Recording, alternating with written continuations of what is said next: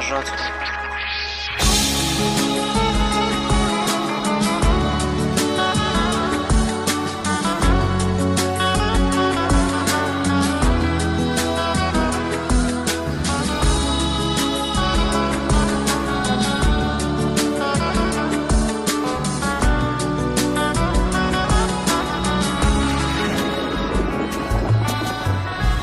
قسمت نشد ببینم خدا نگهداری کنم، فرصت نشد بمونم و از تو نگهداری کنم.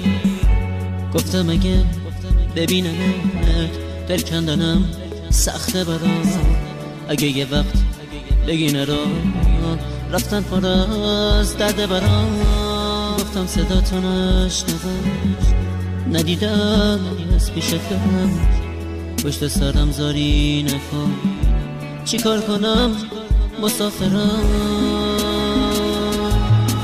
من میرم ولی باز تو بدون همیشه یاد تو از خاطر من فراموش نمیشه. گل من خوب میدونی بی تو تک و تنهام عزیزم، اگه تو نباشی میمیرم.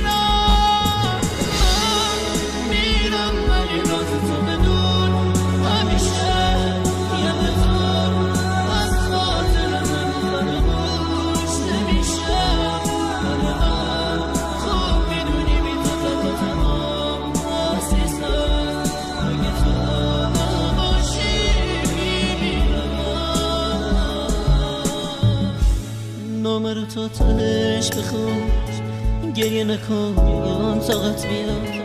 نامه رو خط خطی نکن، دو جمله رو هم دوام بیار. باور نکن یه بی وفا نامه میذارم و میرم، نه قسمت زندگی اینه به کی بگم مسافرم.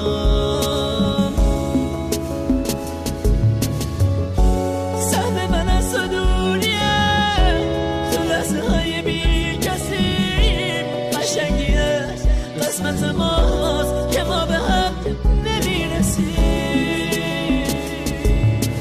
من میرم ولی باز تو بدون همیشه یاد تو از خاطر من فراموش نمیشه.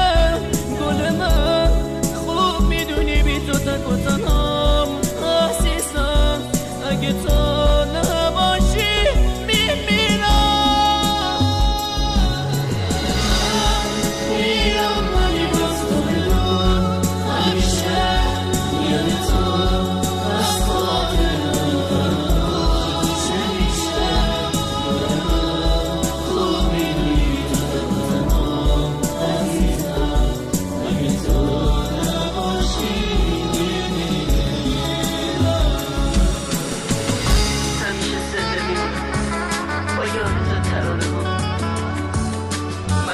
شگه بود اشام چکی تو نامه ها